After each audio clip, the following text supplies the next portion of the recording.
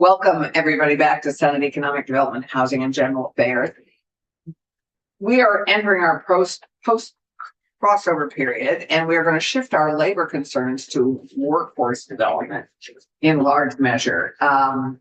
And so with that, we couldn't start with a better team than our Advance Vermont, which we've invested a lot of support and energy and interest in the last many years, several years. We're going to start with hearing from Tom Cheney on with Advance Vermont and the McClure Foundation with our with their program, which in workforce development. So welcome, Tom. I know you and Carolyn are going to tag team a bit on this. I'm just gonna go see if I can find one. Okay. I think that will help with the answers. Okay. I want to. Did you talk with Anna? I did not. Okay. Did you see her? Is she here? She's in committee. She's in help. Okay. She's in health. Okay. Well, we'll see what happens. Anyway, that's on our bill that's on the floor today, our housing bill. So she'll do that. So Thomas, take it away. Sounds good. Would you like me to project or just? We don't want you to whisper. Okay. Very good. Very good. Yes. Theater, project, diagram. Good idea. But yes, if you want to do an online presentation, Sure, I will do that. always welcome. Next time I will say, would you like me to do? Right. Just sorry.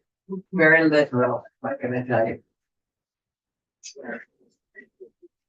And I've totally, completely funded.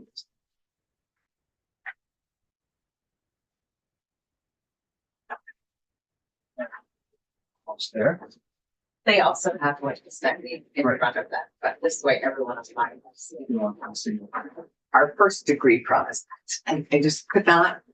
As you walked to me, I was trying to open it. Great. Okay, all that. Fantastic. Okay. And we have it. Yes, it's right here. Goes on your chair. Oh, thank you.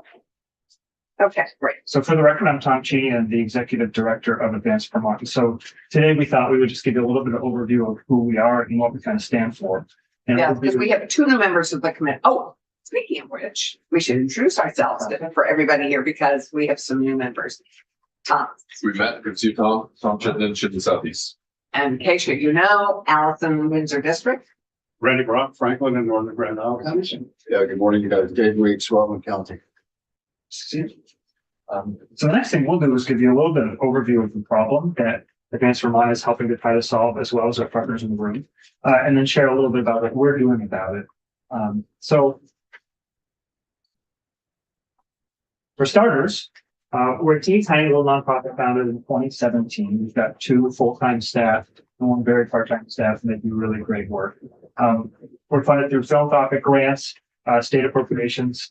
We've had some contracts with the state, and we have some federal dollars as well. And what we really try to do is this vision around seeing that we want Vermont to have a highly educated, financially secure citizen, and want that to support our state economy and engage communities.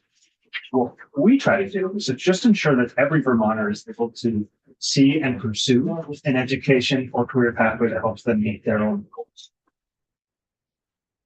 So through our work, I actually should note this, VSAC has been a core partner of Advance Vermont from the very beginning and has been a fiscal sponsor. We are now our own 501c3, we're not quite a 501c3 yet. We have that paperwork out, but we are a nonprofit now, and we'll be fully transitioning away from that fiscal sponsor arrangement with VSAC. But you still function out of their offices, right? We, at this time, we still have office space there. Yeah, but we will be kind of separating that organizational connection. So you'll be moving out?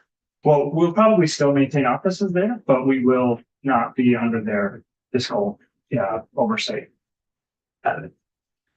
So the work, really what we try to do is we believe that career and education navigation is really critical. What we'll see in some future slides is a real challenge in aspirations, continuation to education after high school, and some really big socioeconomic gaps as well. So what we try to do is ensure that career and education seekers and those who support them, we call them navigators, have the information and tools they need to make informed decisions or support folks making informed decisions. And a lot of our work is around elevating the importance of non-degree education options and how central those are to also building a really strong workforce.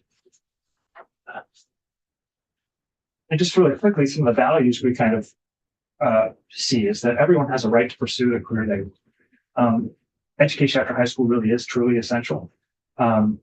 Post-secondary education, again, inclusive of all these different types, is a public good. Equity is important in all of this. And if you have access to information, builds that social capital you need to advance. And this work isn't, it doesn't go well unless we're working in the same direction together. True of much of our work, unless we're rowing together, both of it doesn't happen. I am sharing a wrong slideshow. You are, I noticed that it was March 6th. I thought, Thanks, our thanks, team. program here says March Did a 27th. different name slide. Yeah. No, you know what it was that I thought I got rid of all the other ones I was pulling from to build this thing, but I didn't.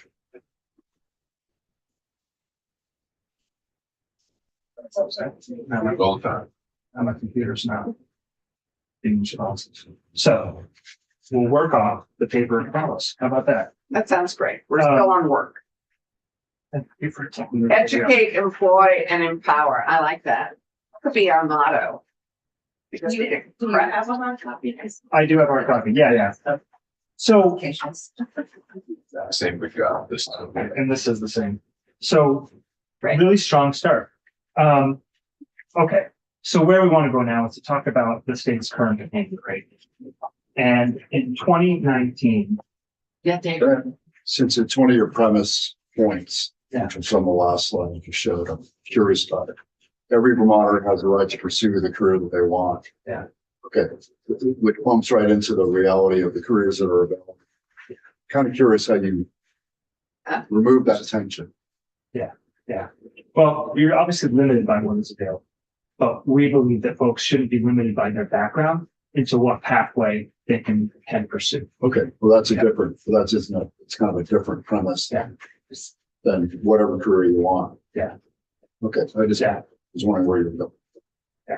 Restated a different way, I guess means, Okay. yeah, that was my intent with that. But I also think that given the right resources, a Vermonter can create a career path that may not have existed before altogether. I mean, Sure, but my point is, does the state put money into folks pursuing a career that doesn't have has a saturated need, for instance? We already have enough, hypothetically, enough CPAs. Versus we don't have enough nurses. right. Where do we dedicate the money and how do we prioritize? So we have done I just that. found that statement kind of like hit a wall with me. I hear that a lot, but we should be funding those careers which we need in our society, not necessarily the careers which are just aspirational. That's And my we do point. all of the above. Right, that's part of the problem. I don't Try think to that's do part of the problem. everything. We have dedicated a lot of money to supporting careers that are, where we have huge needs. Right. But I think it's a fair general point to say, whether we're doing it or It's a not. premise, it's right up Yeah. front, so, and it's number one bullet. Yeah.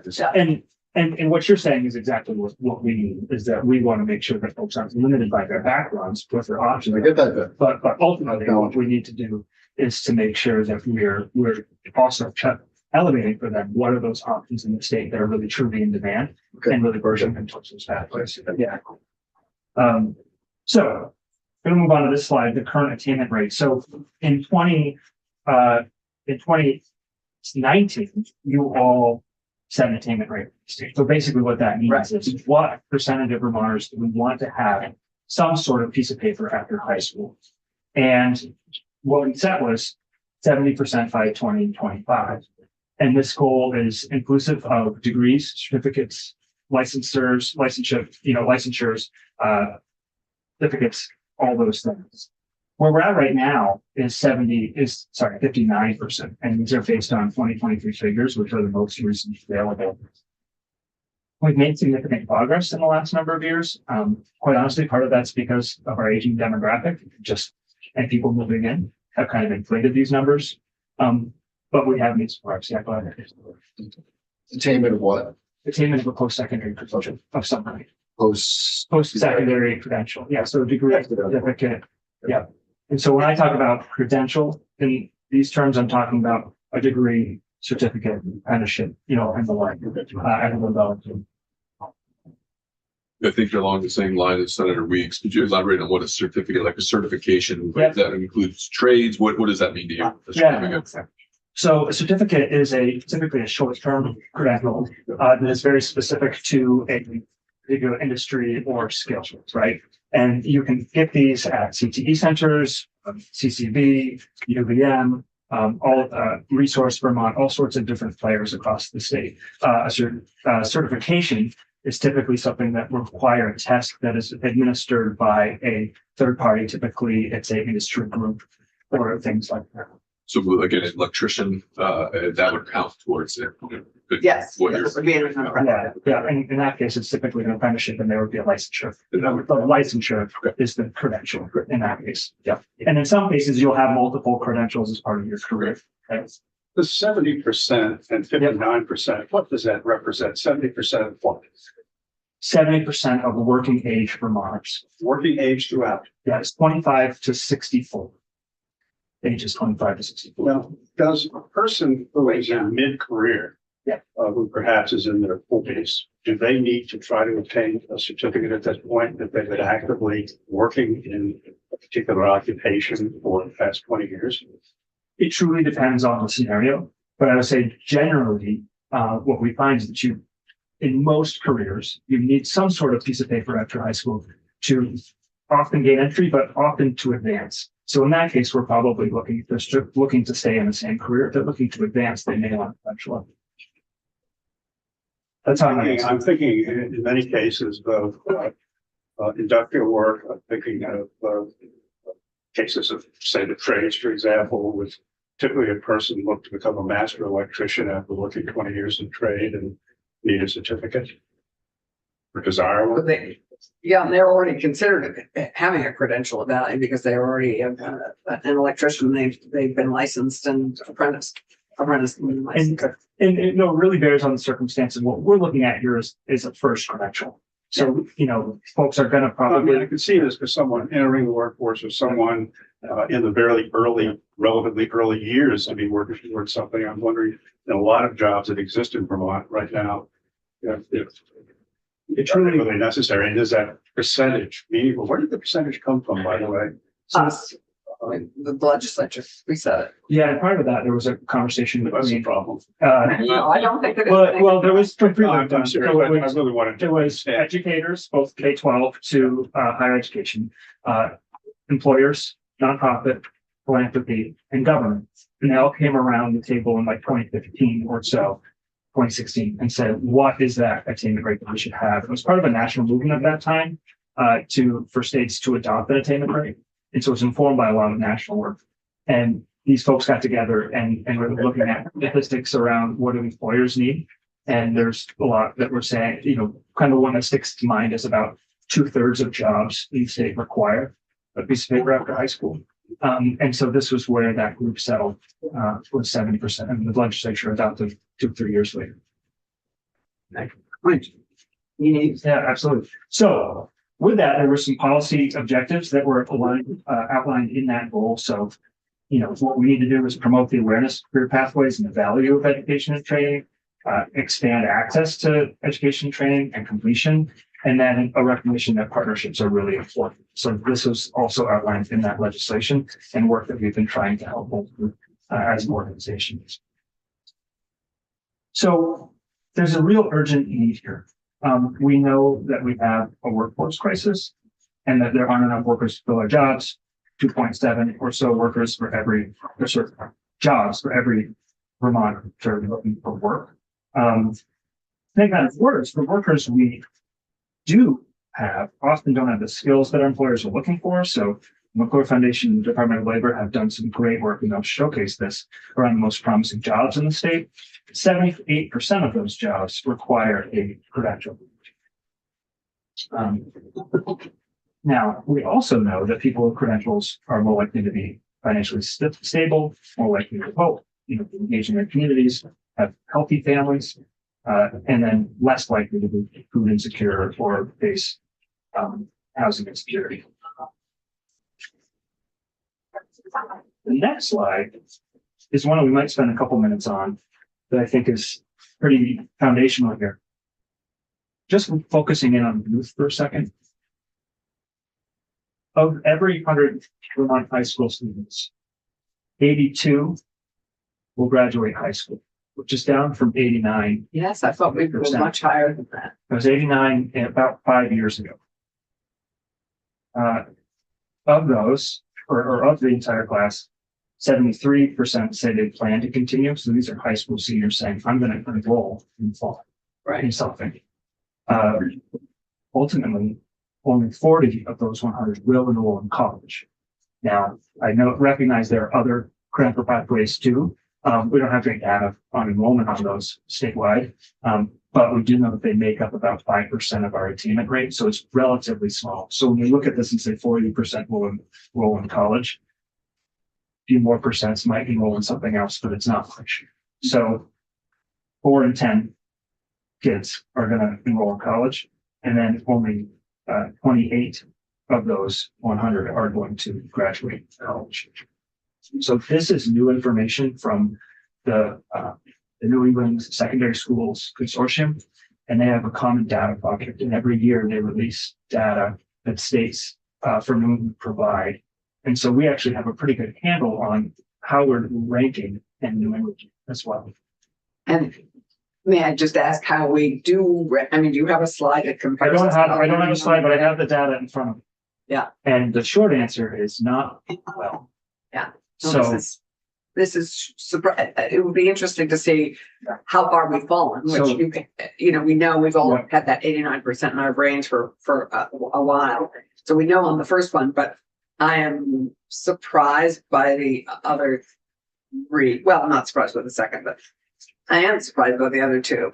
Tom. I'm not gonna lie, I'm shocked at 82, and so I'm Googling, Yeah. and so I'm trying to validate it. I can go to this data source, but other sites are just, they're calling us as having one of the highest in the nation, so like 94%. So I guess Yeah. I'm not questioning what you're putting Yeah. before me, but it's jarring to me. Yeah. Yes, it is true. it is legitimate. And we're happy to show you the site. Yeah.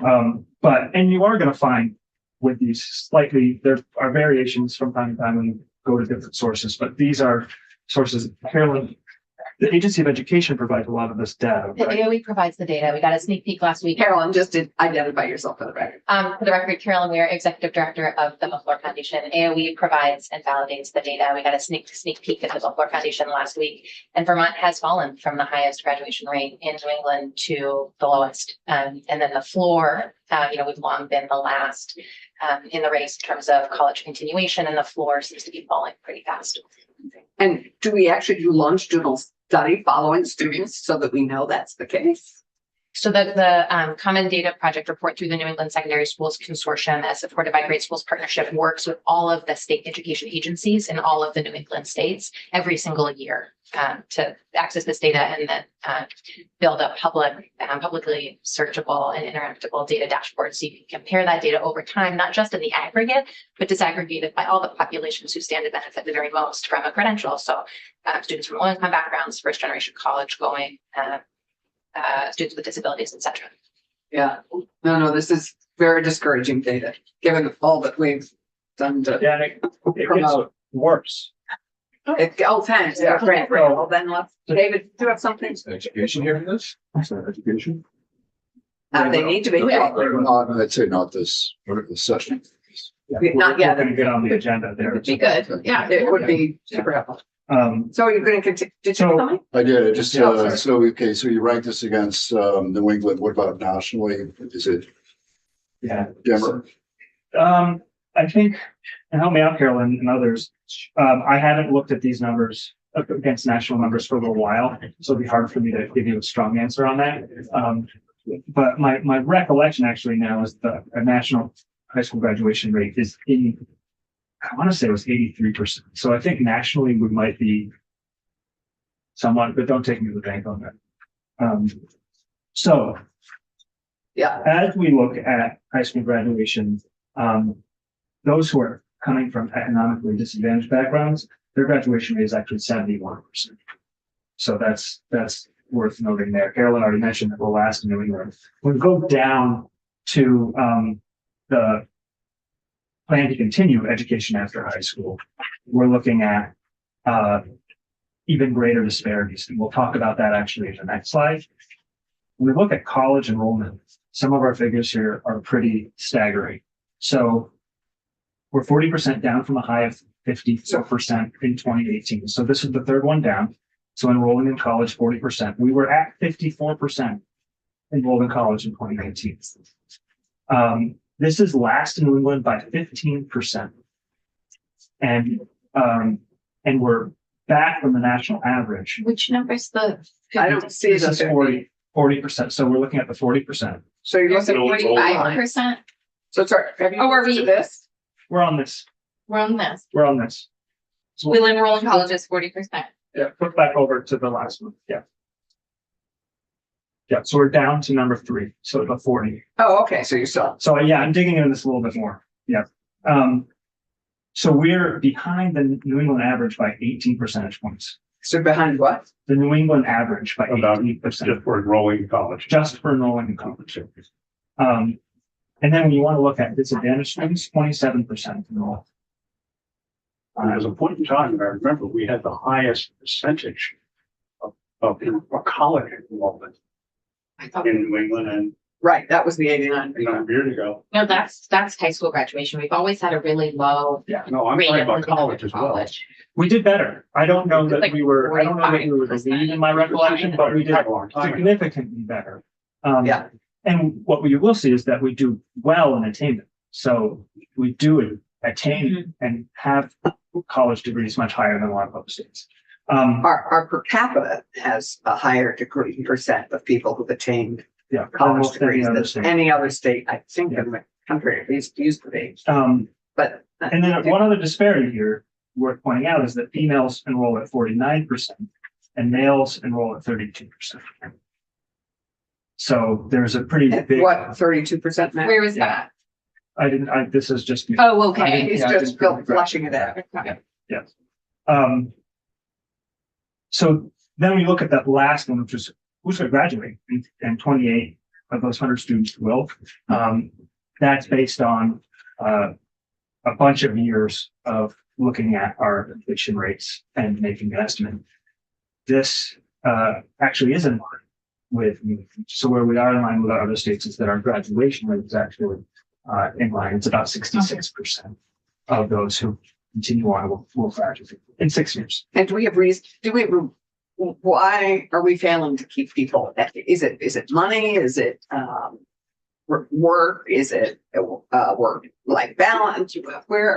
How are we failing these students? What's the barrier? You mean in To high keep them- school or in college? No, particularly we'll finish graduating. Yeah. Do we know what is are the barriers? There's a whole host. host of barriers, and this is actually where we're doing stronger. Yeah. So our persistence and our completion are in line with New England states. Well, we may be in But- line, but Yeah, it's that. but where you lose them is cost. You lose them Mhm. where they're adults, trying to make, everything work for them and their families, and they have to step away. Sometimes they have a flat tire on the way to school, and that, $150 to replace that tire or whatever it is enough to say, I can't come back this semester. If you don't come back this semester, you're probably not going to come back next. So do we have data on that in terms of cost of what kind of higher education institution they're at?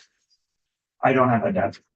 Yeah. I'm just curious if you've got any data on whether this meets society's needs as far as, does our culture need 28% or does it need 35%? Or, are we actually meeting the goal, or are we above or below the goal? It What is really goes society? back to that big goal we talked in the beginning about, which was the 70% of Vermonters have a credential by this year. So really, And we're that's our talking goal. specifically university degrees. No, How many all credentials of value. will Oh, graduate? that, right. What do we need? Is that like, hey, we did better than we need, or we have a problem? Oh, we got time. Okay, so what do we need? I can't tell you specifically the breakdown on what right now, the amount for a degree, amount for a certificate, someone else does have that sense, jump in. Yeah, I can work that into my. Okay, great. I went to the next chart. Yeah. And I'm sorry if I missed this, which ends in 2022, Yeah. where pretty much no one saw the value of a college degree sitting at home, like making sourdough bread. So, I just want to make sure we know where we are Yeah. now, because this middle of the pandemic, Yeah. there was very little to show for the value of a college degree. In my mind, the point of college, if you're going to pay that much, is to be on campus and to build life skills and whatnot. And network. I could imagine that was a horrible time to pay lots of money. I think colleges knew nobody wanted to pay. The cost benefit analysis of college went way down. So I'm happy to talk about the next slide. Okay, Yeah. are we ready to get to chip? the Sure. next slide? Yeah. Just in But terms are of your the numbers data. beyond? Can I just make sure? Is this data? When does this extend to? This is 2023 data. Okay.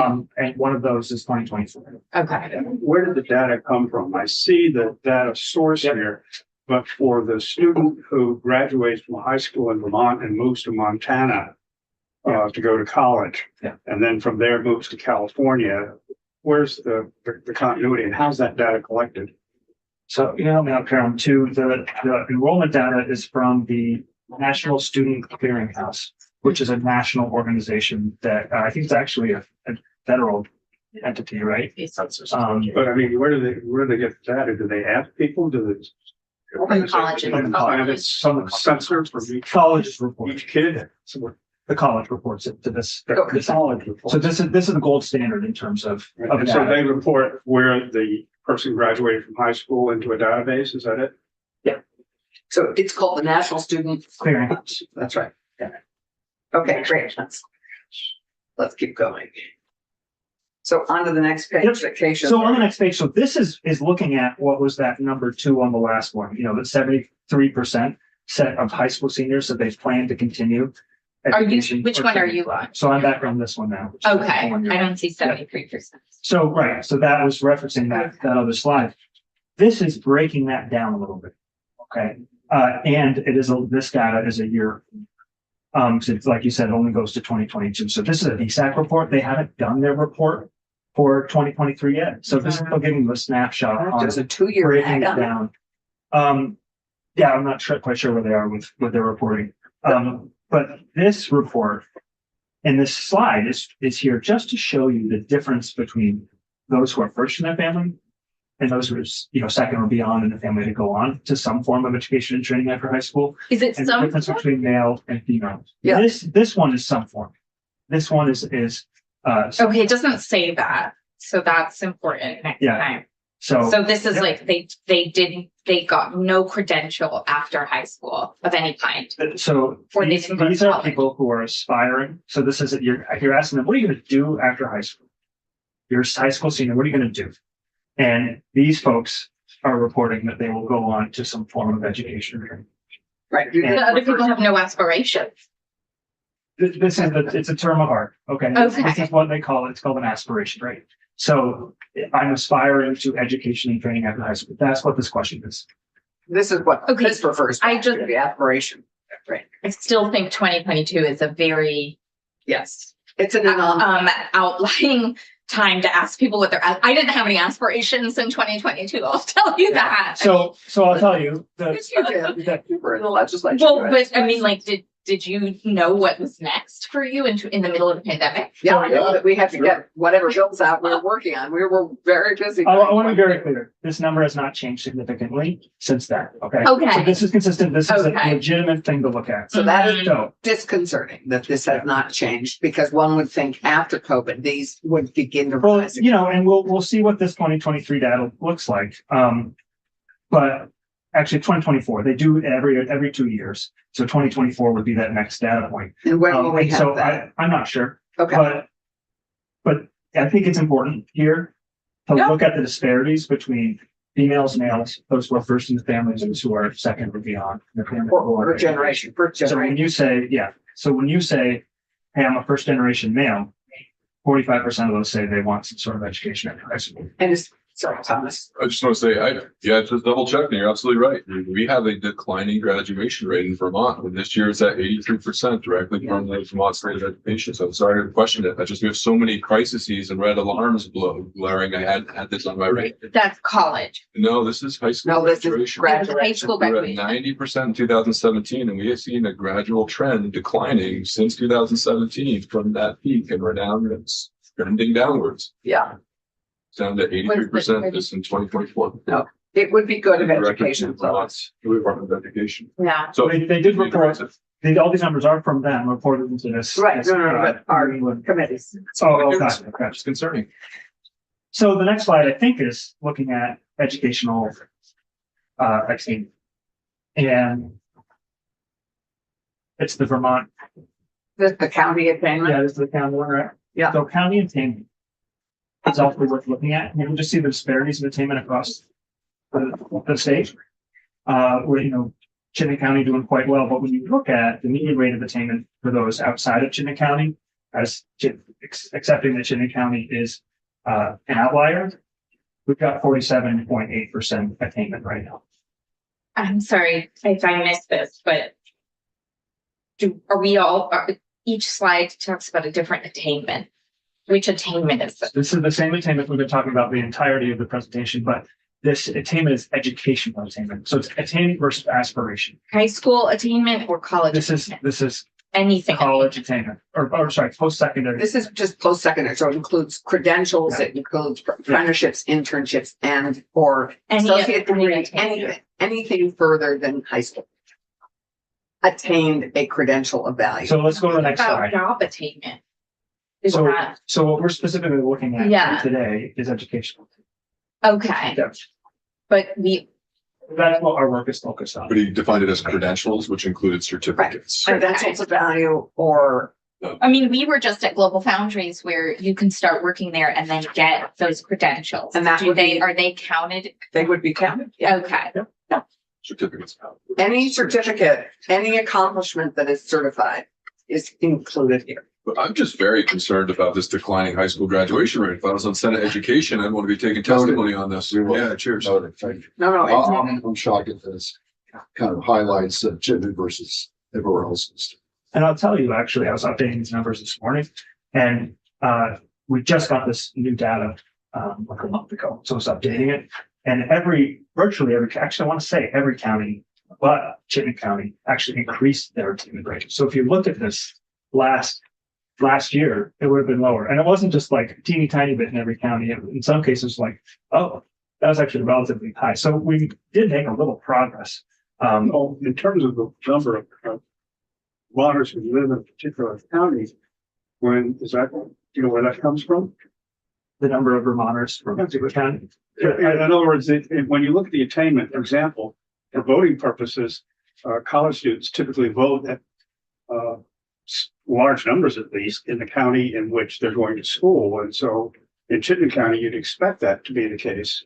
Yeah, I think that they're using census data. This is the Lumen Foundation that produces this, and they are the gold standard in terms of this data for the country. And my recollection is that they use census data for the population. So there's almost an anticipation that if you have a large educational institution in an area, that would increase the number of students who are in that area. Well, most of the students probably haven't graduated yet, right? So, And they don't. so they wouldn't be counted in the attainment rate. We're also looking at ages 25 to 64. Okay, higher rate. So, but if you would think that if there is an educational institution, the surrounding areas might have a higher rate of attainment. because- Well, I mean, just look at the Upper Valley. Attention. The Upper Valley has at Dartmouth and the law school. Higher. Right. See that with a 54. 51. Yeah. But not as high as it would be. So the next, I'm sorry. if I need to go back, maybe that's on me. Yeah. But I see we set a state goal We in can- 2019, which is extremely rich, right? Because then we had a pandemic. Yeah. I think if we did this presentation in education, we really want to talk to our teachers and educators about what has happened over the last 5 years. So I'm not seeing, I don't want to be alarmed. Like I'm not seeing some kind of reason to be alarmed without a better narrative about what's happening. Is that fair? Did I miss Yeah, the something? testimony would be there.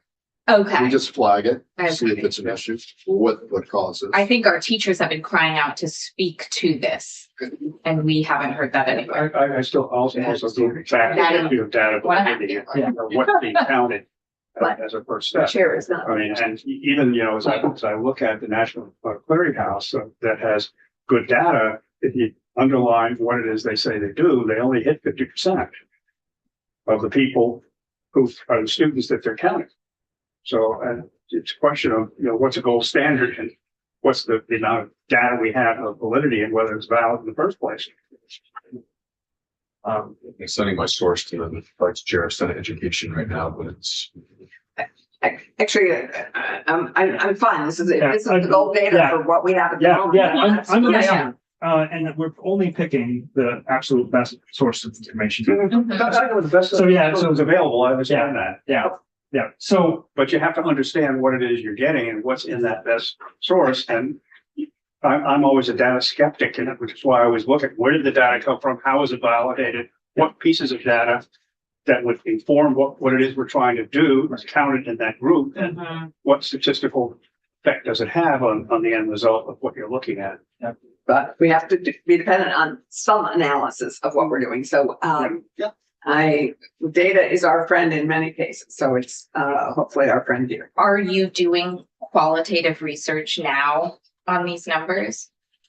we are not doing qualitative research. Is anybody doing qualitative research? We're doing some and I can talk. Yeah, I think you're on. Okay. Okay. Great. Let's keep going. So, okay, on the education level, so breaking down what does our attainment look like in the state, our post-high school education attainment. This is that colorful pie chart. So on that, you'll see that we are very saturated. About 54% have a degree of some kind, and 5% have a short-term credential. So that's, in this case, a certification or certificate that they counted here, this Lillian Foundation. So we're fourth highest in terms of our degree attainment. It was mentioned earlier that we're very high there. And we're 48th in terms of short-term credential. Ooh. So the next one we go to is starting to get into our work a little more closely. Are high school students prepared? And this is from a JFF report where they were talking about parents who were saying, "Hey, how prepared was my high school student?" And So I just have to ask, prepared for what? Prepared. This is prepared for their education and career transition. So this is Education and career. whatever they're doing next. Right, but Yeah. I would also question, are they prepared to make the decisions that they need to make for making the choice about what they're going to do? So to me, that's a critically important Right. question as well. Right. No, I think that's right. And so you'll see here, and there's some other data I'll tell you in a second too. Basically, parents are saying, we don't think our students are prepared. This is national data. Another study says that 67% of high school students feel that their education isn't adequately preparing them for the future. So that's what the high school students were saying. Wait. 67. So, but okay, this figure looks okay to me. Am I missing something? Well, I don't think we want somewhat prepared. I think we need to strive for very prepared, right? But I think it goes back to the question of like, I don't think high school students are very prepared for anything. I think somewhat prepared is like pretty good. I just don't want to be too alarmed. I'm really not. Yeah, no, I hear you don't want to be on. alarmed, but I think what. And I want to be clear, we're not trying to be alarming. We're just trying to present the No, facts. you're trying to paint the Yeah. Yep. paint the picture. I mean, so to me, What is the picture? of our workforce and the needs that we have to both continue to prepare and educate our workforce, and what we need to have a workforce that's earning, that's doing things that will fulfill them and earn the money they need to survive. And So what do sustain we their need? life. Like, what do we need? well, I think that's what we're discussing. Okay. But I guess my key question here, is we're talking about, to go back to all the people standing up, that slide. People are making choices. So they may not be prepared for life yet, but if you believe 0 to 7 is, can influence them much after age 7, that most of the influences happen in 0 to 7. Are they prepared to make the decisions they need to make to whether to go on to college, whether to go on to an associate's degree, to go on for a certificate. And I Well, think, I think that what the that's a students are saying big with the concern of figures, mine. the students are saying, no, we're not ready. yeah, And then that is a concern. another step, maybe Senator Rom, we need to, adjust the graphic we have here, but I didn't find a graphic right away this morning for this one, but it's that 93% part of this other study. Educators, parents, and adults agree that schools fall short in exposing students to real world career pathways. So where is that? So that's just another stat. So, Okay. I've got some So other. say that one stats again, for 93%.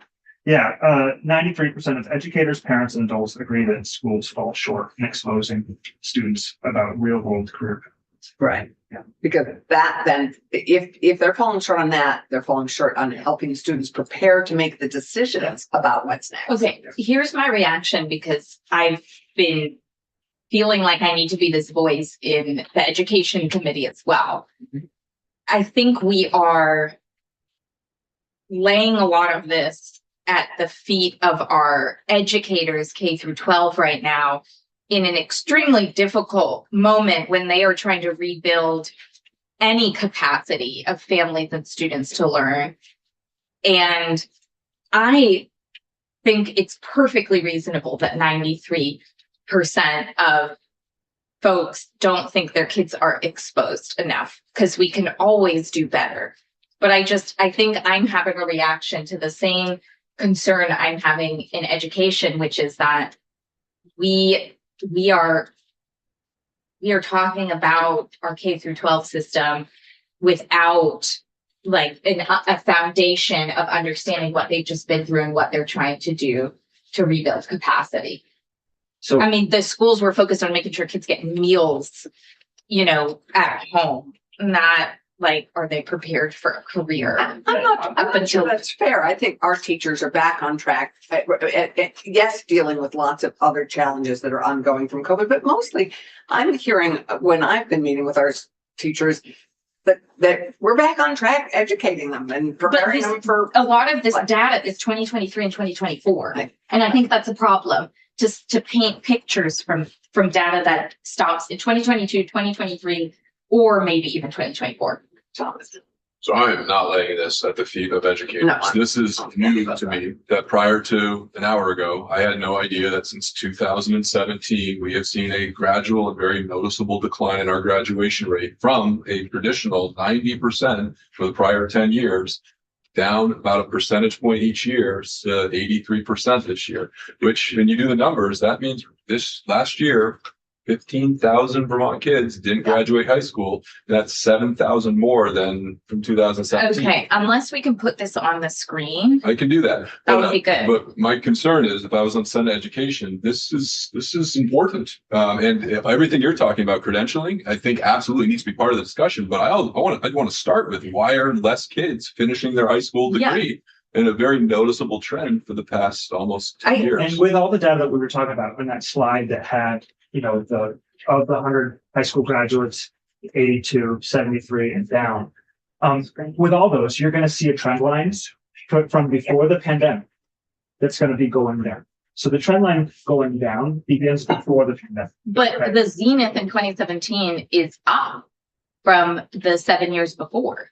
I'd like to see this on the screen because I disagree with what you're interpreting from this chart. I'll show you the data source too. But again, I'm not Senate Education, so we've derailed off of your very valid conversation. And I just would say this is worth. And I would say this is worth discussion. the education committee is welcome to take on our focus in this committee is enabling the growth of our workforce and ensuring more people get into our workforce. So reducing barriers to these additional We should have credentials CTE and folks in degrees. here. And we're just beginning this work. And I think that's what we're trying to get to. And so you're getting to what your work is Right. very shortly. You've Yes, been absolutely. painting the And I would just picture. say, it is important to note that these trends started before the pandemic. Yeah. And yes, things go up and down because of the pandemic, but the trend lines began before the. But it was going up from 2010 to 2017. Um, I'd like to, it depends which stat we're talking about, but I just want to note Okay. that there's we just look back at the so much last cherry 10 picking years data or in so. education that I'm. we are seeing the trend line go down. The other thing is that teachers teachers do incredible work. We have incredible. I was Googling. Doing a little surveillance. My associate needs, so that's why Senator Brock is up there. My apologies. This is the data source I'm using, and I did send this to Senator. I use the Vermont Educational Dashboard data set, student information, just to wrap this up. So this is the data source directly from, I would say, a very qualified source. I connected to that with a Tableau application to this data source, and this is entirely tracking with everything Mr. Cheney is presenting. This is the state of Vermont high school graduation rate up until 2017. It was 90%. And that's what I heard the chair say. We were 90%, 90%. But you can notice that in 2018, we dropped to 88%, 2019, 88%, 2020, 86%. Of course, the pandemic, something went on there. Maybe that was reporting, and then I need to move my Zoom thing. There we go to 85%, 84%, and now we're at 83%. That is 15,000 kids that did not complete their high school degree last year, which is 7,000 more than it was in 2017. So I'm alarmed. I do think we should. Yeah. So we will bring this up in Senate. Great, let's. So knowing that time is of the essence here, just thinking maybe moving forward, want to move to quickly a slide that says how to make progress. So just very broadly, how do we tackle some of these issues? We think about it, Advanced Vermont, we're a three-legged stool. So you need robust education and training programs that are career connected. We're doing really well there. The legislature invests a lot of money. We're very focused on that work, right? We need strong financial aid and support services. Similarly, the state is very focused on that. We have never had more financial aid out there, and a lot of great support services and programs from Serve, Learn, Earn to Vermont Department of Labor to Higher Abilities and so on. But what we need to focus on is this inspiration aspirational piece. And this is where we need to dedicate our work, and this is where we dedicate our work. So that's making sure that people can see a pathway for them. They can see a way for advancement in the workforce. So what do we do in Advanced Vermont? Here we go. We'll go through this quickly so that Carol can have some time too. We have a tool called myfuturept.org, and this is a platform, an online hub for career and education information. And what you can do on it is explore careers in the state, from just starting to say, hey, I want to take a career interest profile test to figure out what might be for me, to actually exploring the top 550 careers in the state. We'll talk a little bit more about that, to actually seeing job boards in the state. So you can see there's truly a job for me. This is a site that career and education seekers of any age could go to do this. So it's also designed for accessibility in mind, for reaching historically marginalized communities, and both mobile and desktop friendly. So every ninth grader or 10th grader, we would hope, would be walking through this. This platform has become a go-to tool for career and education exploration in the state. So there is no other tool that is Vermont specific that has this information. And thanks to the support of the legislature over the last number of years, we've been able to sustain this work and to get into communities and schools, and they are using. We're very proud of this work. So if I was a ninth grader and I thought, oh, I'd like to be a dentist, but I just have this vague notion, I would go to this site and it would tell you what you'd have to do to accomplish it, what it would cost, and what your next steps are, beginning on where you are at that moment. Exactly. I'm done. That's it. Okay, hang on. So what kind of saturation do you have in the schools? Like how do you know that you're making the impact that you intended to have? So we know that we have good rates across the county in terms of meeting counties, the percentage of counties relatively proportional to the number of users. We know that that we have a lot of work to do to make sure that we're in every single school. We're a teeny tiny organization, and that is very good for us. It's always hard to get a website to saturate. We all create websites for our own purposes, political purposes, and we know what that saturation rate. But what we do know is that over 120,000 users have used the site. We have a high school population of 5,000, graduating rate of 5,000. We feel that's pretty cool. We know that it's a good mix of youth and adults. We know that it has a good mix of representation from the community. So people of color, LGBTQIA and so on. So there's a good mix and representative. of the population. So we know that we're hitting a lot of those population targets. My only feedback is some type of numbers would be helpful. They're coming right up. I thought you were done. No, it's true. I was ready to be done.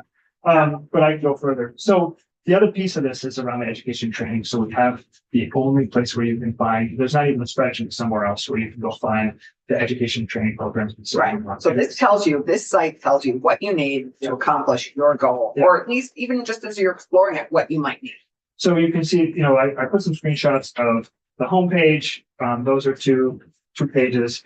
I put a screenshot of the database of the top 550 careers in the state. This is where we showcase the McClure Foundation's most promising jobs data as well. You can also, we have an education database that I was talking about. You can compare programs like you're doing online shopping. Yeah. So we actually go to the educational providers in the state and say, what's your data for your education programs? We put it into our website and then publish it for them. And it is exactly what they had reported to us. So are there any agencies or companies or whatever that do handholding to help people and use this as a basis to help, what am I fit for? What should I be doing? Often for people in their early to mid career. We spend a lot of our time when we're talking about who are we reaching and what's that saturation, is spending time with the navigators. So the people who are going to go out and work with the students or career centers. So Can you that's, give us some yeah, sense of so that's Department of Labor, Hireability, BSAC. Yesterday I spent some time with CCB. Friday, yes, that's tomorrow, Vermont Adult Learning. So, and we talk with these groups generally annually, and often with their new hires, so that they are equipped to have these conversations. And there's other folks too, but that's a sense of that's the groups you work with. Good to keep crab in the high schools. So I want to share this other tool, and I think you could bring in the Brattleboro Development Credit Corporation to talk more, but they worked to actually help develop an AI. Well, this is the AI thing. This is called the Vermont Employment Pathfinder. What It's page very are you on? I think it's 20, is it 21? My page numbers got cut off. Yeah. So what does it say on it? Compare programs or? This, So it should say Vermont Employment Pathfinder. Green. Sorry about that. Pathfinder. Guys. Employment pet. Thank you. So just I'll go very quickly over this, but what it does is it uses AI to help a user identify their unique skill set, connects them to education opportunities, connects them to job openings.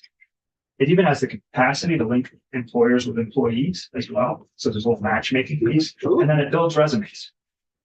It's a really cool tool that, if we had more time, I'd go deeper in. But what we do is we take that tool and make it publicly available through My Future VT. So we want folks to have one entry point into kind of their exploration, and that's My Future VT. And this is one really great tool that users can use. And is this used by the individual or does the person typically get that?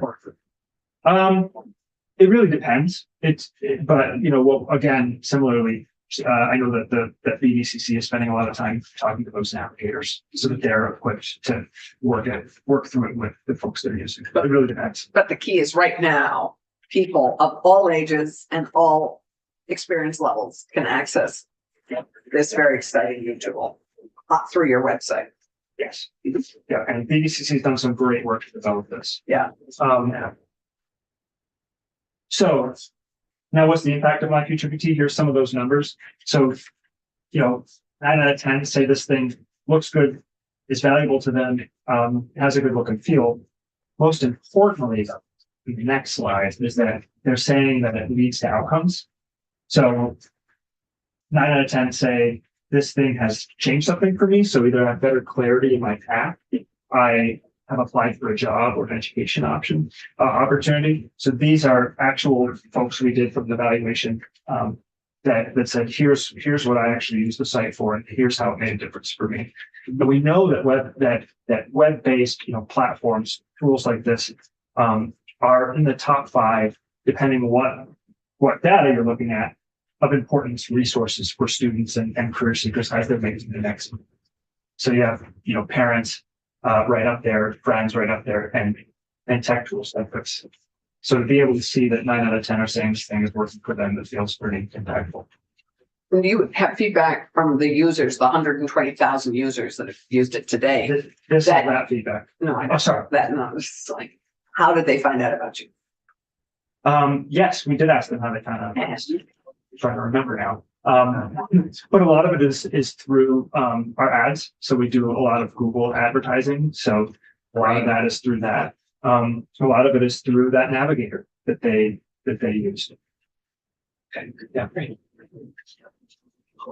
So the next, we'll skip over this because, pretty much because we already talked about it, but it really is a whole body of work to collect the education program data that we publish on this site, but it's also can be used not just as a test tool, but also to inform policy.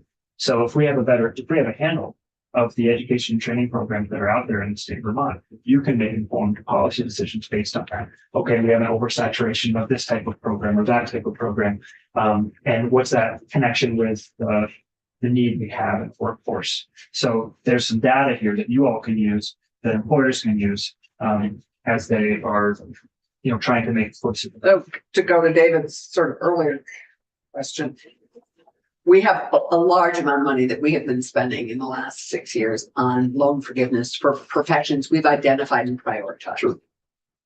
Here, we can then figure out where we might continue those investments, because we're going to be asked to do that this year, because we don't have a lot of money to keep growing not growing, but to keep investing in these careers and these loan forgiveness programs, because money is going to be very tight this year. So through this work, we could identify those areas where that loan forgiveness might be most impactful, where it's most needed. We may be a part of that puzzle. Really, what this data would help tell you is what are the education programs that are out there now. So if you were saying, okay, we really need to invest in nurses, but how many nursing programs do we have? For dental therapists, for example. Yeah. So Not Should be across the board. I mean, Yeah. We cherry pick a lot, but someone who can say that the spectrum of careers, these are the ones we're exactly. most in need of, if we're missing the most manpower from. Well, there is a DOL pamphlet, that's put out that has that very thing. The McClure Foundation produced it right here. Yeah, it's great. Tom, So I want to wrap up because I want to be Yeah. respectful of our partners as Yeah. well. We have some other work that's here. Happy to talk about it further. We're actually getting into schools and to help build aspirations, knowing that it isn't just teachers and administrators that we have to put this on. Takes a village effort. So we have another program that we're happy to come back and talk about, where we're going to go into the schools and provide training so that folks are able to have these conversations with their students. and is that called the graduate? That's the Graduate with a Plan program. And also happy to come back when you guys start talking about budget requests. We did get $200,000 for continued support of Advanced Vermont in the House budget. Hopefully will be passed. And we're looking for a total of $350,000 in base funding. That was our request that we hope maybe the Senate would help us get that. Great, thanks. Good to know. That's all I've got. One Yeah. question, if I could, Yeah. back on the slide about graduate with a plan, graduate with a plan. What avenue do you use to get into schools? Do you use like the Principals Association or the NEA? Or how do you make that approach? Yeah, it's Principals Association, Superintendents Association, Okay. and School Counselors Association are probably the three primary. Okay. Yeah. Very good. Now, school counselors are key. I mean, because that's, to me, when I asked my question about who's preparing students to make these decisions they need to make before they decide, where they decide where to go in 10th, 11th, 12th grade. Those school counselors are critically important. And I understand. Not to entirely beat this dead horse, but on the other topic, the 83% is an average of averages. So I think that's meaning it's taking the graduation rates for each of the schools, but there's some schools with 2,000 kids and some schools with 100 kids. So I'm not questioning your numbers, but if I were to go deeper into this, I really want to get the total number of kids and the total number of graduations to not have any misweightings. That's a great question for the Agency of Education. Yeah, when we can. Yeah. When we have them in on, we're in technical qualifications. Thomas, thank you for kicking us off. Carolyn, welcome. Thank you, Tom. What does that mean?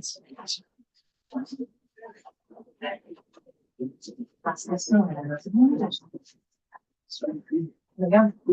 And we all got your DOL piece that you helped fund, and that is just terrific. Oh, excellent. We are 10 years into this project. Oh, this is it, the most promised. Yes, we've had. This is the newest one. Yeah, you can room. Good morning and thank you for inviting my testimony today, Chair Clarkson and members of the committee. So for the record, my name is Carolyn Weir, Executive Director of the McClure Foundation. We're a 30-year affiliate of the Vermont Community Foundation, and we work to close opportunity gaps and strengthen rural communities by really making post-secondary education the easy choice, especially for young Vermonters. Your Zoom window is blocking out the most important part of that map. Oh, great. Well, you know what? We don't even need to get there yet.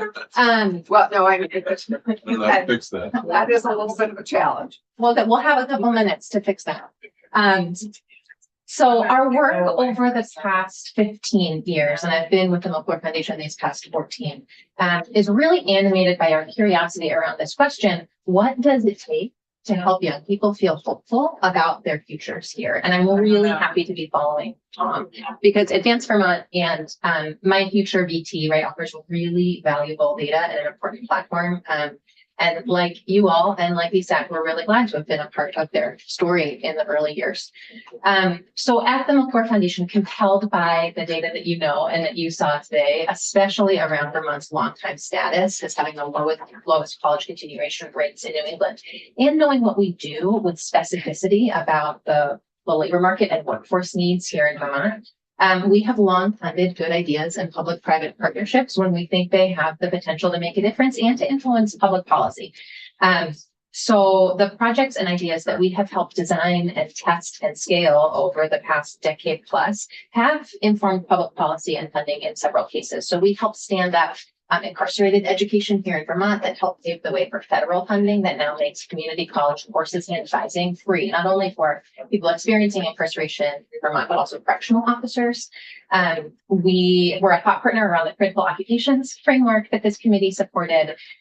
We've partnered across bipartisan administrations over a decade to produce that Most Promising Jobs report, which is really just designed to be a hopeful conversation starter for young people and for job seekers about what jobs exist here and are designed to be high pay and point to great digital resources, including My Future VT.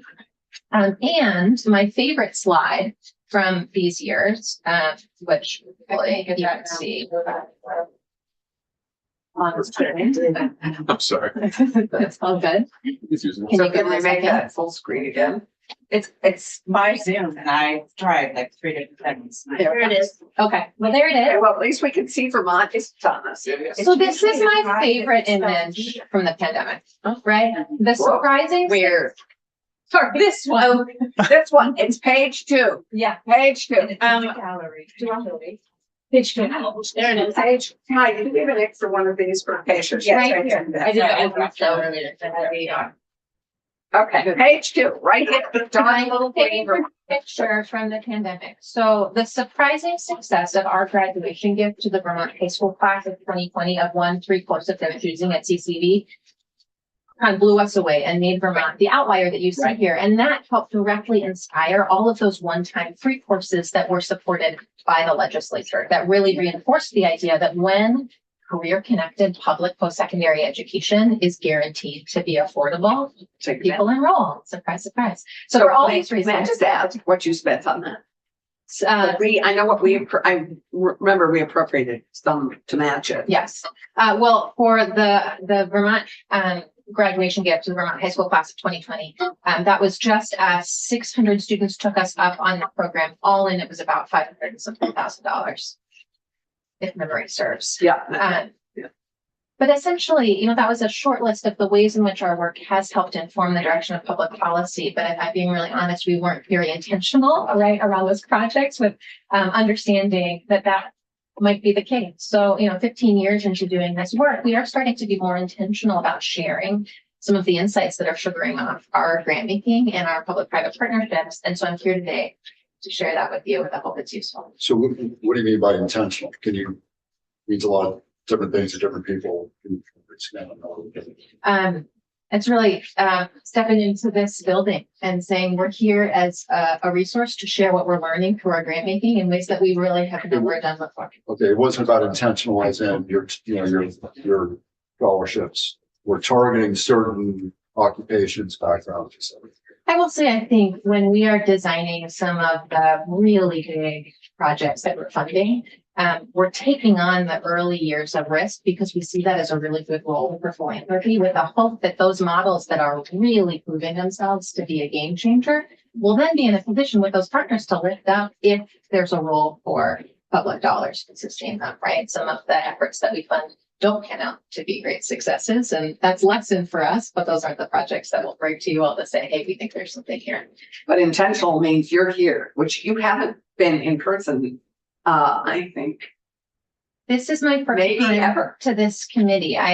Senator Weeks and I often come to Senate Education once a year, but this is my very first time to this committee. So I'm really grateful for the chance to share and invite questions both today and after. So I want to bring 3 workforce development strategies or solutions to the table today. The first is teacher workforce. The second is the role of community college. And the third gets to the heart of the question about high school graduation rates and college continuation rates. And it's what's called the big blur, right? The blurring the years between the last 2 years of high school and the first 2 years of college, specifically the role of accelerated free associate degree pathways. So we'll start with number 1, teacher workforce development and diversification. You all know that Vermont has experienced teacher shortages for over a decade, especially in rural communities and especially in areas like math and special education. The pandemic pressurized that labor market need. And teachers is the occupation on the most promising jobs brochure, right? The administration's own labor market data that rises as the occupation associated with the greatest number of projected openings that pays a median wage of over $30 an I hour. think we have 1,000 openings still in the state. Yes. And so when we think about how that data informs our grant making strategy, and we look around and see that there isn't a really clear strategic plan for how to support educator workforce diversification and development in the state, we've made it a multi-year priority of ours to think about what can be done. So we're doing things like cultivating an interest in education among young people at the district level and across CTEs. We are supporting program completion at Vermont State University by stipending the unpaid student teaching semester internships of teachers or of students who are aspiring to be teachers. A full-time student teaching semester is unpaid, which means that students are typically foregoing or cutting back their paid part-time jobs to make that work. We're also supporting new pathways to licensure, like the Vermont's first registered apprenticeship program for K-12 teachers in the Northeast Kingdom with the Vermont Rural Education Collaborative. And we're supporting the retention of educators and administrators with diverse backgrounds in a number of ways. So this is strategy number 1. And also, I will just add, as we look at constraining our school budgets, there'll be less and less money for teacher continuing education, which is also a key piece of this. Last year, we supported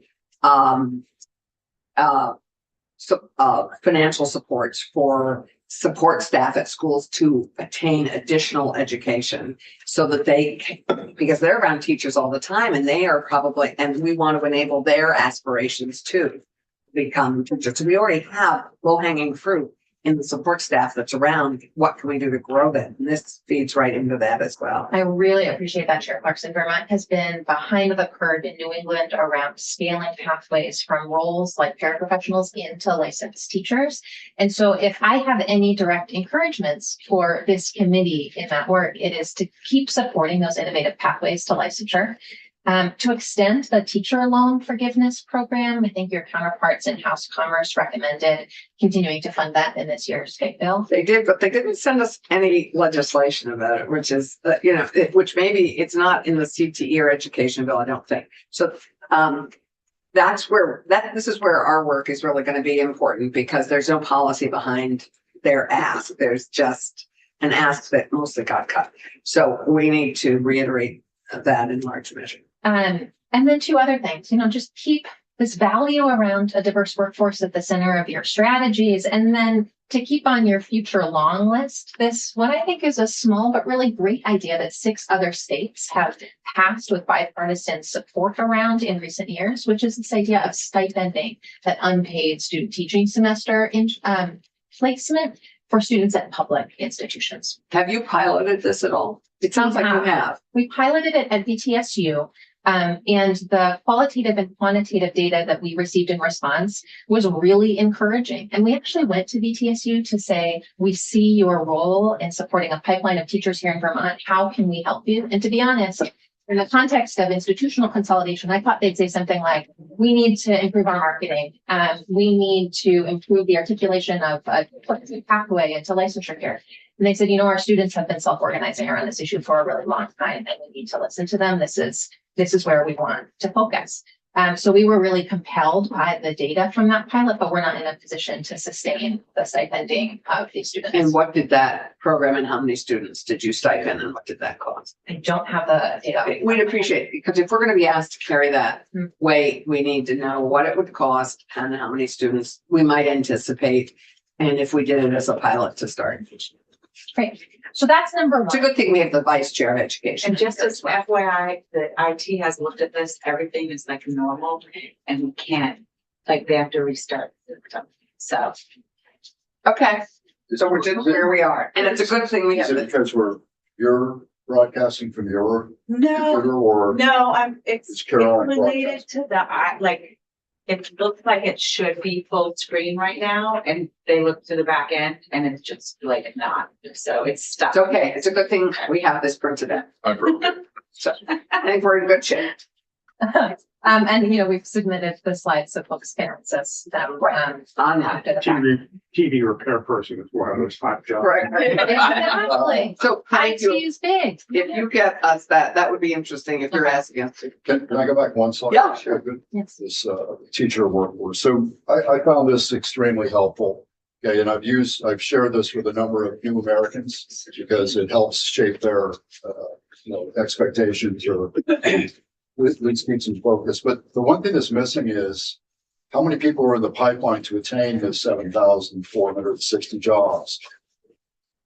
And the point I'm trying to make is it sounds dire, and I know it is, but what's missing from this particular pamphlet is, where are the critical areas? Like the pipeline's okay, or the pipeline's not okay. That's the only problem with this document. Otherwise, I've answered phenomenally. Thank you, Senator Weeks, for that point. So we have been looking to the Agency of Education to help us understand the pipeline question as it relates to teachers, right? Because we've made a priority in our grant making strategy, we want to know that information like you do. And noted that would be good public information in the context of a brochure like that.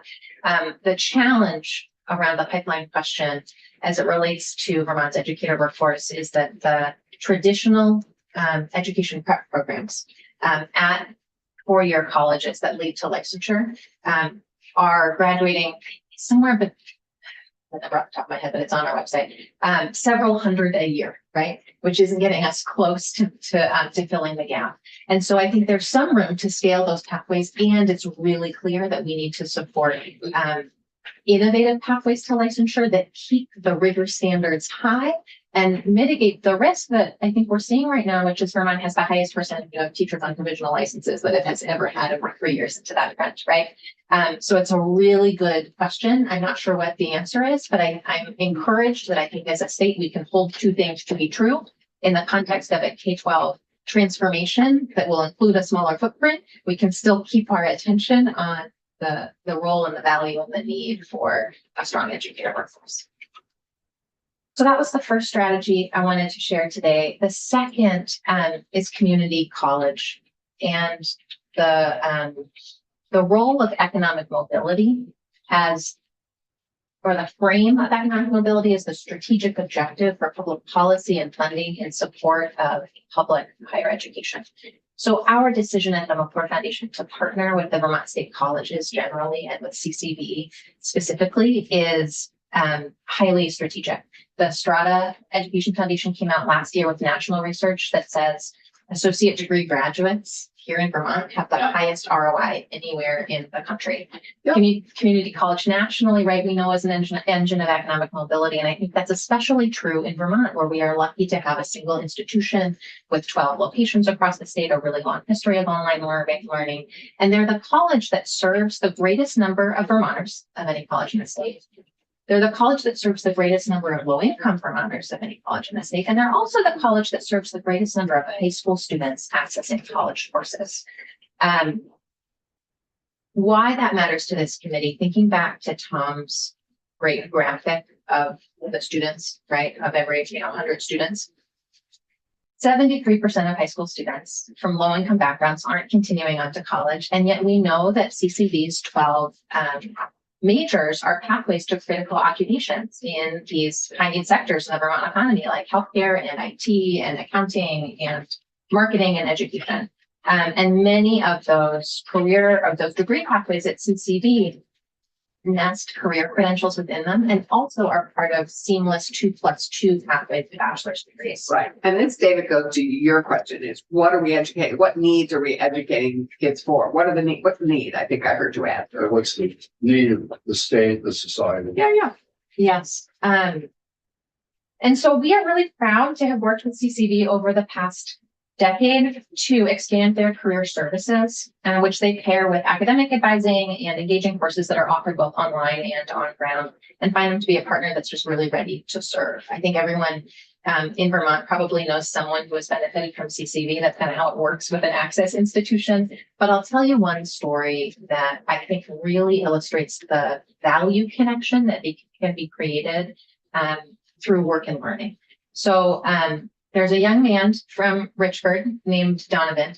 When Donovan was approaching his senior year, he had exhausted all of the math courses available at his high school and was encouraged by his school counselor to think about taking college courses in his senior year. He enrolled in the state's early college program at CCV and blended full-time courses at CCV in the accounting pathway with his part-time job, which is working at Richford's only grocery store. In his professional field experience course at CCV, he took a 100-hour internship with the accounting team at the federally qualified health center that runs the grocery store. So he was literally doing his part-time job, taking CCV courses, and then going upstairs at the grocery store to sit with the accounting team that manages the grocery store. He graduated from Richford Senior High School last spring with a bookkeeping certificate and 30 college credits toward his accounting degree. And he's planning to graduate this spring from CCV at age 19 with his associate degree in accounting, which is a huge moment for his family. So he told us, the thing I'm most excited about is being able to get into what I want to do at a young age. With an associate degree, I could get a great job in accounting at the age of 19. That feels like a really big win for me. Sounds like it's a big win for both him and his whole family. And I think his community. And his community. Oh, it's great. And modeling that to his other students, to his fellow students is also great. So I would say we see a blind spot in both private funding and public funding when it comes to community colleges, nationally and to some extent in Vermont. So community colleges serve 40% of students nationally. And this is where I am making the industry in which I work a little bit complicit here. They receive only 1.5% of private donations to higher ed. Right, you compare that to the 40% of students that they serve. That's a blind spot. And I think publicly, right, several decades of underfunding of career-connected public post-secondary education put Vermont tuition out of whack and the system on the brink. And there has been a lot of really good work over the past 5 years. And I credit state legislators with this work to reinvest and differently value career-connected public higher education as a public good. So I want to thank you for supporting that. Supporting the increase in base funding. So I agree with you. I think we've done a rocking job on it, but that's what makes me so concerned about this people figure of Tom's, where with the because we have invested it, it's not paying off yet in terms of people planning to continue in one of these areas. And it's just frustrating. And I would hope that we would see in the 24 data that we would see an increase in that aspirational attainment. We have a couple of thoughts about that. Yeah, because that, you know, we have invested in the last 5 years really significantly in this particular. A couple of thoughts about what it takes to translate investment into public perception that college is affordable. So I'll talk about that. And then an observation about where higher education lives in the structure of state government. So I'll speak to that too. And I think an observation about how we fund. The first piece I'll get to in number 3, that aspirations question, how we really transform family dinner table conversations into this idea that starting in 7th grade, you know that college degrees are going to be within reach is something I'll get to in the 3rd strategy. When it comes to, you know, the role of higher education, the role and structure of higher education in the state government, right? Higher education is specifically the question of the state's public policy objective for what is now the $135 million in base funding to higher education that annually goes towards higher education doesn't have an exclusive or dedicated home in the structure of state government, either in the administration or in the legislature. And whatever you think about that distributed structure of both strategy setting and accountability, I would encourage you to see yourselves as among the people who get to ask the questions. What is the strategic objective we're seeking with that 135 million? And how is it working, right? At the institutional level, where are the gaps in terms of who is being served? How do we follow the funding, and how do we ensure that institutions are adequately and commensurately supported based on who they're serving and how those folks are benefiting? Because to your point, Chair Carson, and to Tom's point earlier, when folks access public higher ed in the state, I think they're really well supported. Our persistence rates and our graduation rates, well, you know, still even work to do, put us competitively. It really is about the aspiration and the enrollment piece. And then I think, you know, a lot of state support and new state support is structured in terms of scholarships. And that's really important. We learned as a grant maker who typically hasn't funded scholarships that scholarships really can transform public perception that college is within reach. And it's why we are now using scholarships as a strategy and a tactic. But scholarships themselves, we don't see as a systemic mechanism for affordability unless they're paired with direct institution support that can also drive down the cost of tuition, right? Because scholarships themselves are a demand side only play, right? They can put some pressure on supply side, in this case, on the presidents to raise tuition. So we really encourage, from a public policy perspective, blending those two strategies. We need every person who has wealth over a certain amount to adopt a class. Send them right through college. So I think that gets us to number 3. The 3rd strategy we call the big blur. And it's really getting to the heart of our most recent work. And it also gets to the heart of the data that you saw in Tom's presentation, which I'll say we're validating with the AOE right now because we're surprised as you are to see it. So let's not get alarmed yet, and let's stay curious, right? But you know what? It's okay to be alarmed. I don't, you know, we're alarmed. We're on, you know, there's lots, you know, we're alarmed by someone. Presentation, I just hadn't seen 82%. That just seemed surprisingly low, but it's very validated. It's already stated my. And if we take this idea that graduation rates in high school are falling, which I do believe is influenced by the pandemic, no doubt about it, we're seeing truancy. But it started before the pandemic, in all fairness.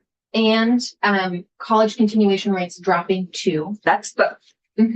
If we take those two together, and we blend that with national data that is showing that people are valuing college less, that dropped during the pandemic, but really has stayed low, then people are feeling like college isn't worth it. And then there's this disconnect between high school and college. And that's a really big factor. So at the crossroads of the disconnect between high school and college is, I think, this opportunity to recognize that young people make a better Vermont and we can make Vermont better for them. And that's where this idea of a big blur comes in. So the big blur is rethinking grades 11 through 14, the last 2 years of high school and the first 2 years of college, in order to increase success for everyone.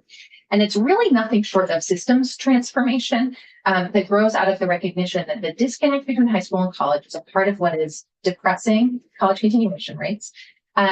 And that it takes this true reimagining of how high school and college is delivered in order to raise those rates. And that's really hard cross-sector work, right? It pulls on everything from aligned academic and career advising to embedded work-based learning to pre-apprenticeship and industry recognized credential programs to the accessibility of college courses while you're in high school to the positionality of colleges to serve high school students well, right? There's a lot there. We've been supporting a lot of that work behind the scenes, and we have ever since the passage of the Flexible Pathways Bill, Act 77 in 2013.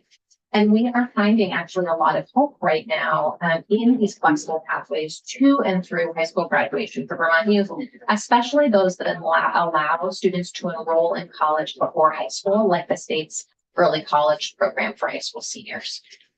A very recent outcomes analysis conducted by VSAC among early college participants who applied for the Vermont State Grant is showing that the program is correlated with both higher college enrollment right after graduation and higher 6-year degree completion rates. And I think 6 year, you mean right through getting a master's degree? just so the way Or the you get this methodology 11th grade through? it's the methodology for completion of associate degree of bachelor's degrees is on 4-year and 6-year degree completion rates. So it's just one of the standard ways in which Okay, so that's degree the rate, completion is the measured. timeline for completion, not the, okay. Exactly. So Before we leave that, do we know how many students, Vermont students, take advantage of early college? 6% of the senior class. So how many was that last year, roughly? That is 400 something. And the total cost of the program is less than 0.5% of the amount. Yeah, no, I know it's low. So when we think about who the program is serving, these are students like Jada. Jada is a first generation college going student who is now on track to complete her associate degree in behavioral health by age 18. And Jada told us, I was never going to college. That was never the plan. And then I saw that CCV had options to be online, which allows me to work and be a college student. So early college has allowed me to get a college education that I didn't want at first in an accessible way that helped me feel comfortable doing it. Early college made college seem more achievable. She's working in our local nursing home and training to be a junior firefighter at the Vernon Volunteer Fire. Right. But really, when you talk to these students, and this speaks to Senator Hinsdale's question about qualitative research, we received some training on empathy interviews and trained 6 of our partners to conduct empathy interviews with young people about their hopes for their futures and what they want and need in order to graduate with a plan. And I can share some of what we heard. But one of the things we learned is that students accessing these pathways choose it for a lot of different reasons. We heard that also in the empathy we conducted with school counselors. We did that in partnership with the Vermont School Counselor Association and school counselors around the state. In those conversations, we heard 6 thematic reasons for why students are accessing this program. Some are students who struggled academically in high school, but wanted to step up to a challenge, and this program is putting them on a different path. So these are students like Abby, who told us, I struggled in the traditional high school setting. I didn't get the best grades. When I made the decision to go to early college at CCV, it was amazing. I was on the dean's list studying health sciences. And now that I have my associate degree from CCV, I'm on track to get my bachelor's of science in nursing at VTSU. Others had actually no intention of going at all, but it was a pathway to an early debt-free associate degree that inspired students like Wyatt. Wyatt told us, I wasn't sure what I wanted to do with my life, what I would do after high school. I sat down with my mom, who talked through with me how important college is and how incredibly awesome of a chance this was to go to college without taking on debt. The cost can really push you away from academics.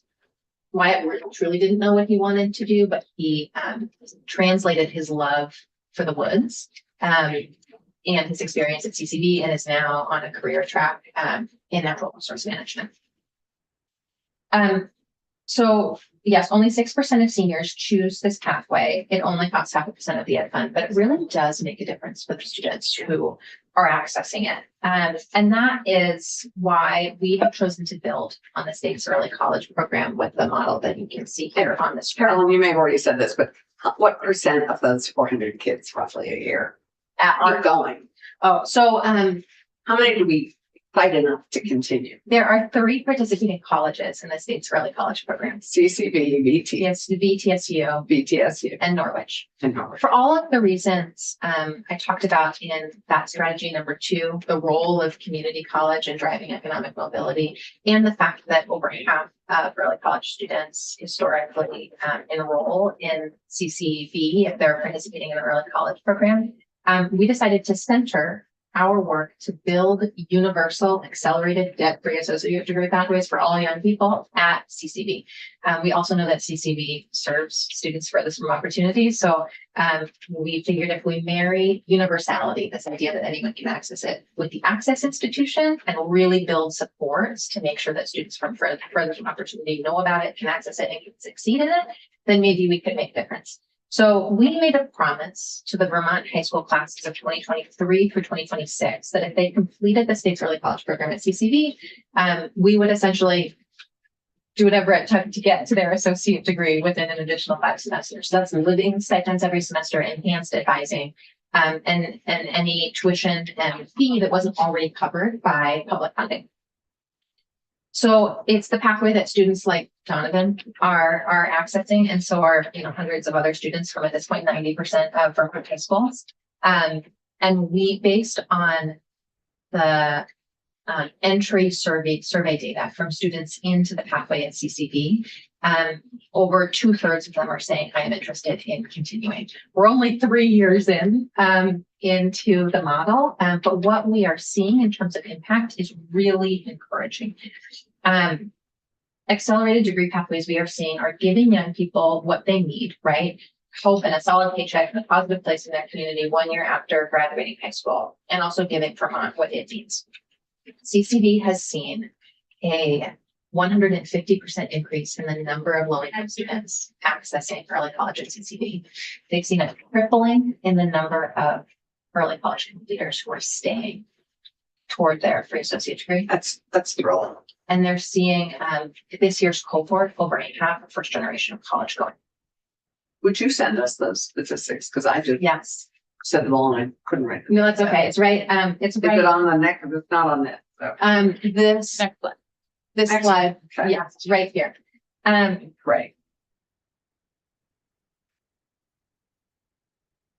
The data point that is most recent, and it's the one that kind of stopped us in our tracks, and took us 3 years to get because we wanted to see how this pathway would scale before we really said, oh, there's something here, is that students on this pathway, on the 3-degree promise pathway that builds on early college at CCV, are graduating at double the rates and in half the time as community college students now. Wow. So the average time to graduation is 1.9 years. And the equity makeup of the cohort is pretty good. So So the graduate at double the rate and in half the and time. in half the time. Yeah. A 3-degree promise student from Addison County named Adam Kess gave us permission to share. But extraordinary names for these students. They're coming from all over the state and have such diverse backgrounds. Atticus was the first in his father's family to graduate from high school. Wow. And he said as a junior, he had a 2.8 GPA in his high school.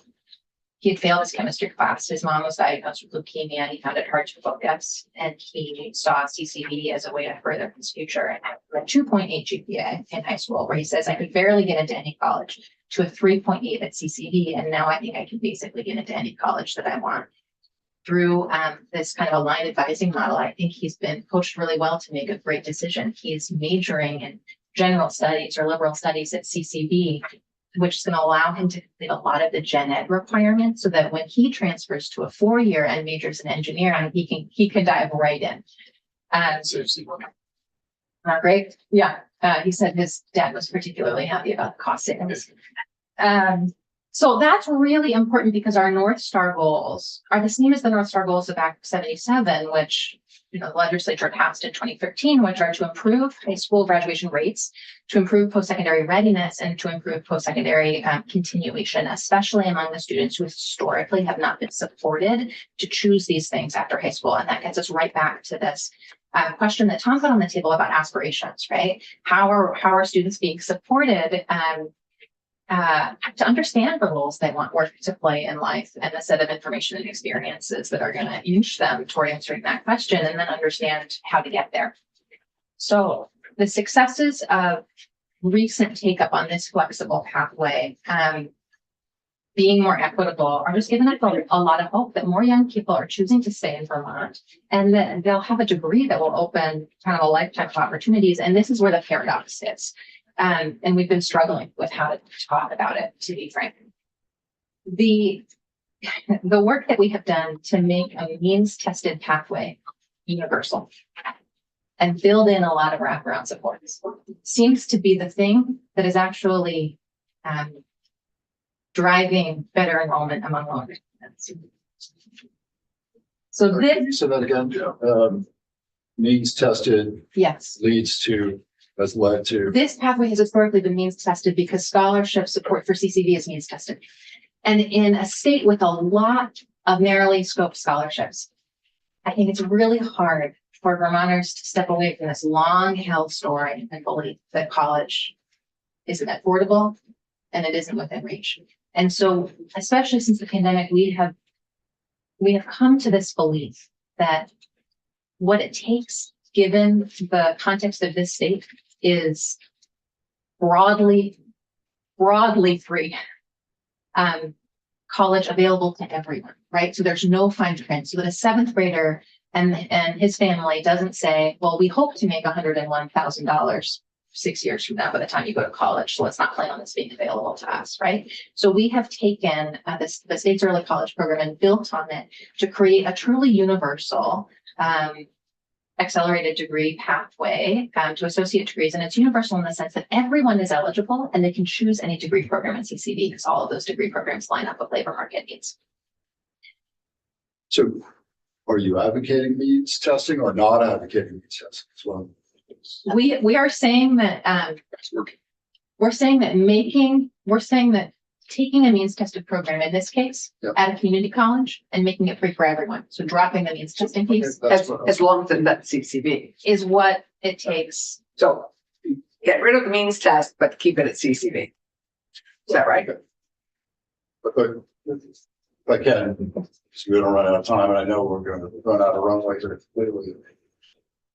Having no degree focus for the program, you're also advocating that based on the fact that it's preparing students in a generic way to continue for the third and fourth year of university if they choose to pursue that path. This has also been the experiment, right? What happens if you make it universal? What are students choosing? What are they choosing? And we're finding that their choices line up with Vermont's labor market needs. And what we've heard in the empathy interviews is that what compel young people to enroll in pathways like these, it's free as a hook, but it wasn't the biggest hook and we thought it would be. It was the flexibility to choose what they learned and when they learned and where they learned. Isn't that interesting? I would not necessarily have thought that was the biggest hook. Especially for young men.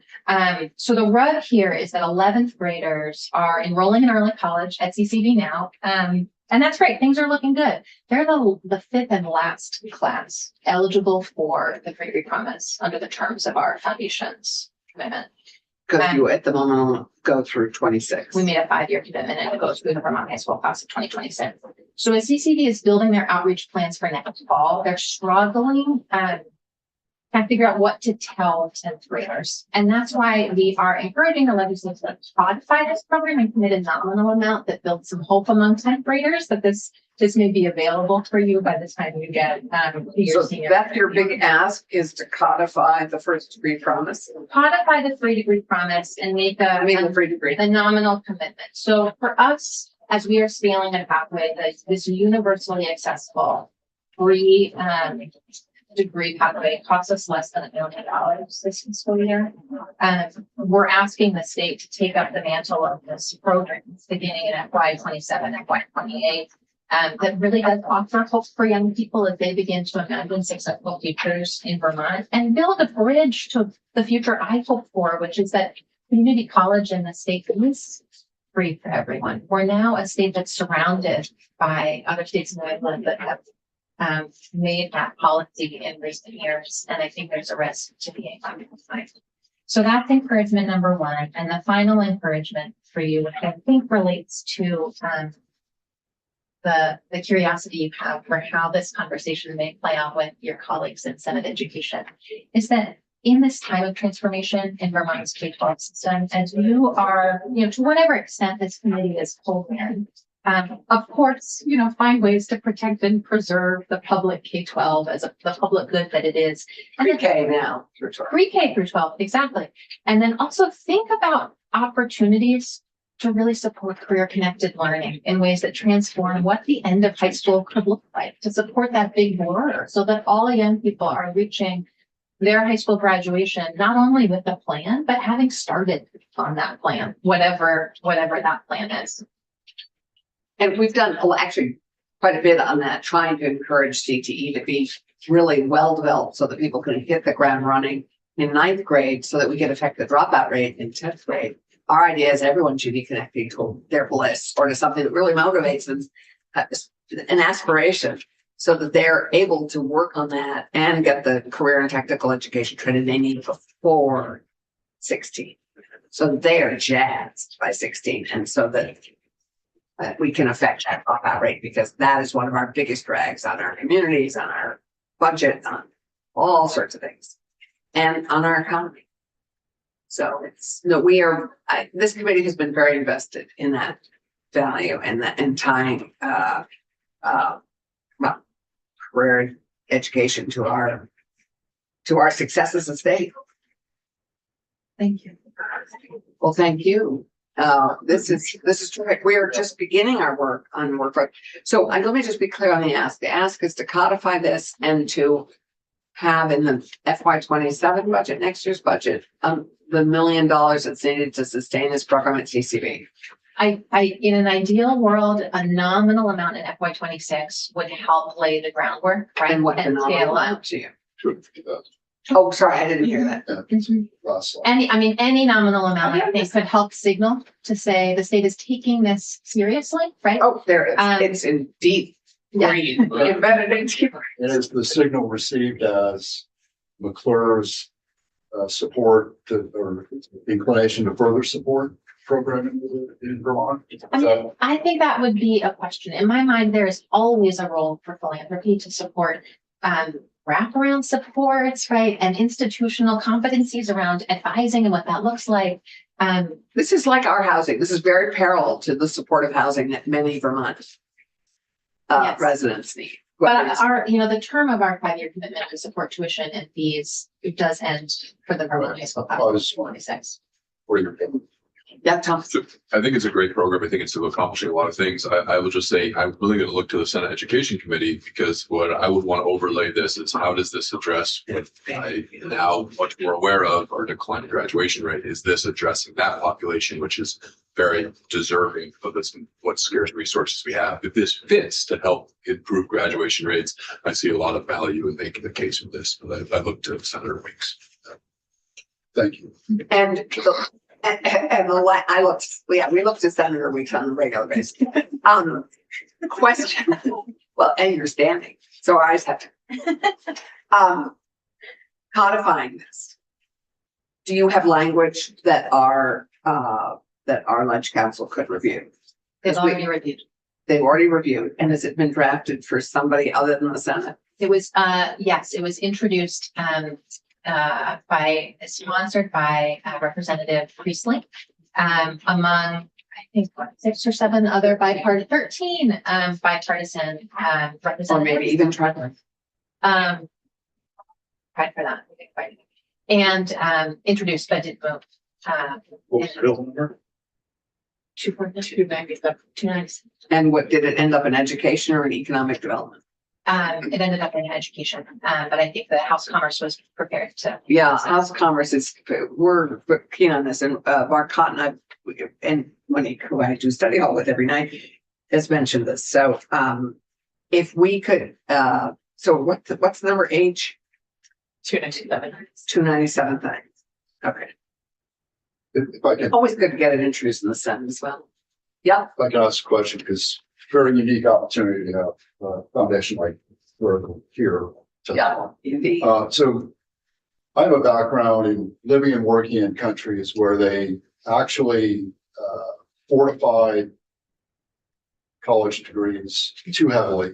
And then they created a workforce that was too educated, had too many credentials, and they had a whole different problem. They didn't have enough jobs for those folks to actually do.